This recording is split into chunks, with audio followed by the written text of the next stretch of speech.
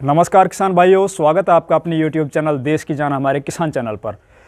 किसान भाइयों, प्याज फसल की हमारे पास लगातार क्वेरीज आ रही थी। हमने एक सर्वे कराया था अभी 2 दिन पहले, तो उसमें सबसे ज़्यादा जो वोट आए थे वो प्याज फसल पर आए थे। दोस्तों, प्याज फसल का अभी एकदम ये समझ लीजिए हार्वेस्टिंग टाइम बहुत ही नज़दीक है और भारतवर्ष में लगभग 70% जो प्याज की खेती है, जो रबी की फसल है, वो अब खेतों से निकलने वाली है। लेकिन किसान भाइयों के सामने अभी भी कुछ समस्याएं ज्यों की त्यों बनी हुई है। तो दोस्तों, आज का जो वीडियो होगा ये बहुत बड़े स्तर पे हमने जितने भी किसान भाइयों से एक्सपीरियंस शेयर किए हैं या अपनी फसल में जो कुछ टेक्निकल यूज़ किए हैं, जिनका रिज़ल्ट हमें बेहतरीन मिला है, या किसान भाइयों से हमारे पास जो लगातार फीडबैक आते हैं कि कौन से टेक्निकल ने इस टेम्परेचर में काम किया है। क्योंकि कुछ टेक्निकल कुछ टेम्परेचर पर, वो टेम्परेचर बढ़ने के बाद काम करना बंद कर देते हैं, कुछ टेम्परेचर डाउन होने पर काम करना बंद कर देते हैं।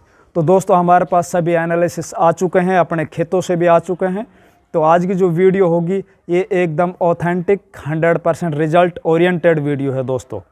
दोस्तों आज के वीडियो में हम 3 बिंदुओं पर जानकारी देंगे। पहली बिंदु होगी थ्रिप्स की जो समस्या अभी तक बनी हुई है वो क्यों बनी हुई है, किस कारण बनी हुई है। दूसरी जो हमारा बिंदु होगा वो झुलसा रोग पर होगा, या फिर कहीं कहीं पर डाउनी मिल्ड्यू की शिकायत भी आ रही है, तो उसे किस तरह रोका जाए।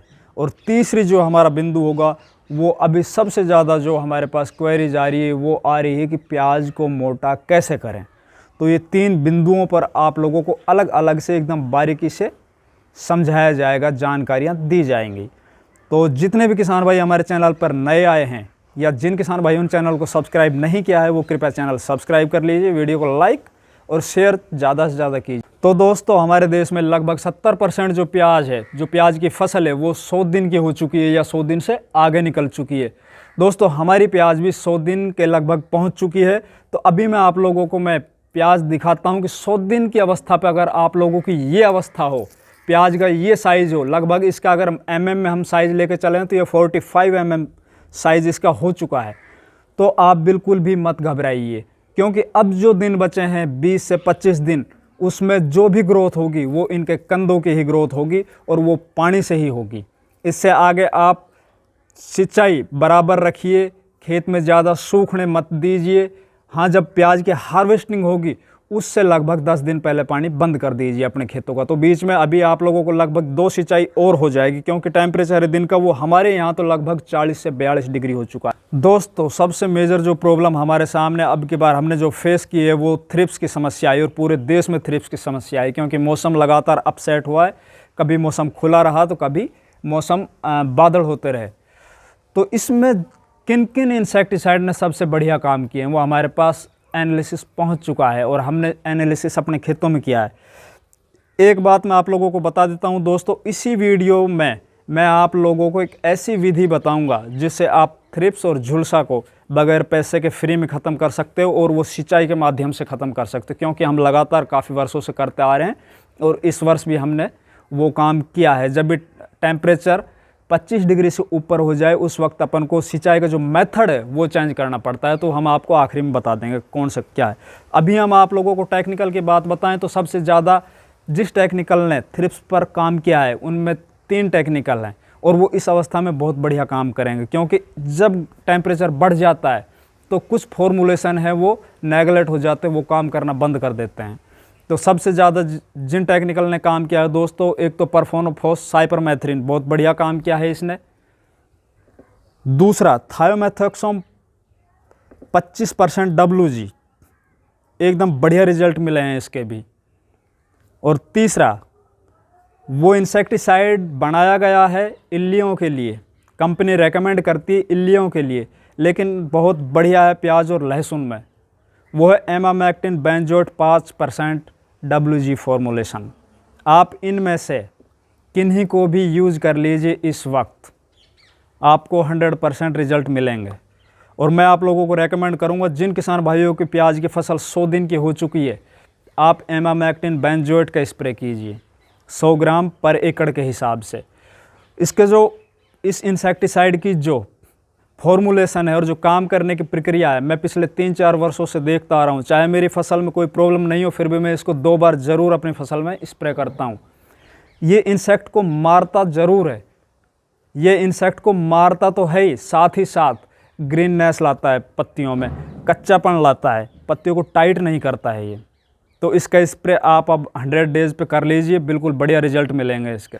अब बात करते हैं दोस्तों झुलसा और पीलापन। ये समस्या भी लगातार बनी हुई है। हमने पिछले वीडियो में आप लोगों को बताया था झुलसा आता क्यों है, पीलापन आता क्यों है। पीलापन आने के 2-3 कारण होते हैं, लेकिन अभी जो अवस्था है 100 दिन के लगभग की, इस अवस्था में आप खाद दे नहीं सकते, क्योंकि खाद आप लोगों ने पहले दे चुके हो और खाद की कोई डेफिशिएंसी है नहीं। बात अब 2 बची है दोस्तों, एक तो थ्रिप्स की वजह से और दूसरी पौधा स्ट्रेस में इस टाइम पे, क्योंकि दिन का टेम्परेचर काफ़ी बढ़ चुका है, पौधा तनाव में है और तनाव के साथ साथ दिन भर हवाएं चलती है, वो मिट्टी के कण लेके आती है जो पत्तियों पर चिपक जाते हैं और दिन में जब धूप पड़ती है तो वहाँ से उसमें झुलसा बन जाता है। दूसरी, कहीं कहीं से हमें शिकायत मिल रही है डाउनी मिल्ड्यू। इसमें दोस्तों जो सबसे बढ़िया काम किए हैं, एक तो बायोस्टार कंपनी का रोको, जिसमें थाइफेनेट मिथाइल 70% WP आता है, बहुत बढ़िया काम किया। अच्छे फंजीसाइड को पीछे छोड़ दिया है इसने। मैं अपने खुद के एक्सपीरियंस के आधार पर बता रहा हूँ, जो अब की बार मैंने खुद अपने स्प्रे किया है। दूसरा, जहाँ पर डाउनी मिल्ड्यू की शिकायत आ रही है या झुलसा की शिकायत आ रही है, जो फंगस की वजह से झुलसा बना हुआ है, उनमें बायर कंपनी का एलाइट आता है, जिसमें फोस्टाइल एल्यूमिनियम 80% WP आता है, उसका रिजल्ट भी बहुत शानदार मिल रहा है। साथ ही साथ दोस्तों इसके अलावा बायर कंपनी का नेटिवो, जिसमें टेबुकोनाजोल प्लस ट्राइफ्लॉक्सिस्ट्रोबिन दोनों टेक्निकल आते हैं 50 और 25 के कॉम्बिनेशन में, इसका रिजल्ट भी अच्छा मिला है। अब बात करते हैं दोस्तों इनको स्प्रे कितनी मात्रा में करना है। तो जो रोको फंजीसाइड है, जिसमें थाइफेनेट मिथाइल है, इसको लगभग 300 ग्राम आप ले सकते हो पर एकड़ के हिसाब से। और फोस्टाइल एल्यूमिनियम है जो बायर कंपनी का एलाइट, इसको आप 80 ग्राम से 100 ग्राम पर एकड़ के हिसाब से ले सकते हो। और बायर का नेटिवो है, इसको आप 80 ग्राम से 100 ग्राम पर एकड़ के हिसाब से ले सकते हो। इनके बेहतरीन रिजल्ट है। तो दोस्तों अभी तक हमने 2 बिंदुओं पे बात कर चुके हैं हम। अब हमारी सबसे महत्वपूर्ण जो तीसरी बिंदु है कि जब 100 दिन की प्याज हो जाती है तो हमारे दिमाग में एक बात चलती रहती है कि हमारी प्याज का जो कंद का साइज़ है वो ज़्यादा से ज़्यादा मोटा हो। तो उसको ज़्यादा से ज़्यादा मोटा करने के लिए दोस्तों सबसे पहले आप लोगों को पता है खेत की एक तो उर्वरा शक्ति सबसे बढ़िया होनी चाहिए, उसकी ताकतवर ज़मीन होनी चाहिए। दूसरी बात दोस्तों, हमने प्याज फसल लगाने के बाद उसमें कितने अच्छे तरीके से उसकी सार संभाल की, उसमें कौन कौन से खाद दिए, कौन कौन से माइक्रो न्यूट्रिएंट्स दिए और लगातार हमने उसको पूरा पोषक तत्वों की पूर्ति करते रहें। तीसरी, हमारे पौधे में कोई बीमारियां तो नहीं है, वो एकदम स्वस्थ खड़ा हो, उसकी वेजिटेटिव ग्रोथ बहुत अच्छे से हो, उसका तना बहुत अच्छा मोटा हो, तो स्वतः ही उसका साइज़ है वो मोटा बनेगा। तो दोस्तों अभी 100 डेज़ पर हम आपको बताते हैं मोटा करने के लिए। तो आप लोगों को पता है दोस्तों रासायनिक तरीके से किस तरह अब उसको मोटा किया जाए। तो उसमें सबसे पहले बोरोन की डेफिशिएंसी नहीं होनी चाहिए। दूसरी बात, कैल्शियम नाइट्रेट की डेफिशिएंसी नहीं होनी चाहिए। तीसरी बात, फॉस्फोरस की डेफिशिएंसी नहीं होनी चाहिए। तो अब 100 दिन के बाद आप लोगों को क्या करना है, अगर कैल्शियम नाइट्रेट आप पहले दे चुके हो तो बिल्कुल अब बंद कर दीजिए। बोरोन अगर आप लोगों ने पहले दे दिया है तो बहुत अच्छा है, नहीं दिया तो बोरोन की या तो स्प्रे के माध्यम से दीजिए या पर एकड़ 1 किलो आप नीचे से दीजिए, ड्रिंचिंग कीजिए। इस अवस्था में हमने पिछले वीडियो में भी बताया था कि 100 दिन पार होने के बाद आप NPK 0050 जिसमें पोटेशियम सल्फेट आता है उसको आप नीचे ड्रिंचिंग के माध्यम से दे दीजिए। दिन में अगर आप उसमें स्प्रे करोगे तो पहले टेम्परेचर एकदम अप हुआ है और साथ ही साथ पौधा पहले से ही तनावग्रस्त है, तो आप नीचे से दो, बहुत अच्छा काम करेगा। साथ में अगर आप प्लांट ग्रोथ रेगुलेटर यूज़ करना चाहते हो, जिन किसान भाइयों के पौधे की ज़्यादा वेजिटेटिव ग्रोथ है, तो उसमें आप पैक्लोब्यूट्राजोल 40% यूज़ कर सकते हो। अब दोस्तों बात आती है जो सबसे महत्वपूर्ण बात है, हमने आप लोगों से शुरू में बताया था कि थ्रिप्स को, फंगस को, झुलसा को किस तरह अपन फ्री में रोक सकते हैं। तो आप लोग हमारे देश में अधिकतर इन दिनों में भी और सर्दियों के मौसम में भी जो सिंचाई का जो मेथड है वो खुला मेथड है। नीचे से क्यारियों के माध्यम से, क्यारियों में एक जगह पानी छोड़ देते हैं और उस तरह से अपन सिंचाई करते हैं। प्याज फसल में, लहसुन फसल में जब भी 25 डिग्री से ऊपर टेम्परेचर हो जाए उस वक्त आप स्प्रिंकलर सिस्टम अपने खेतों में लगा दीजिए। स्प्रिंकलर सिस्टम से सिंचाई कीजिए, आपकी प्याज की फसल में ये समस्याएं आएंगी ही नहीं कभी भी। एक पौधा तनावग्रस्त नहीं होगा कभी भी, एकदम वो ग्रीन रहेगा और कच्चापन रहेगा पौधे में, और जो थ्रिप्स आएगी वो थ्रिप्स धुलती रहती है। हमने ये चीज़ काफ़ी महसूस की है कि जिन खेतों में स्प्रिंकलर से सिंचाई होती है उन खेतों में प्याज और लहसुन बजाय खुली सिंचाई के ज़्यादा बढ़िया उत्पादन देता है। और ये हम करते हैं। इस वक्त हमारे खेतों में स्प्रिंकलर ही चल रहे हैं दोस्तों, और जो समस्या पहले खुली सिंचाई करते वक्त बन रही थी वो समस्या ख़त्म हो चुकी है।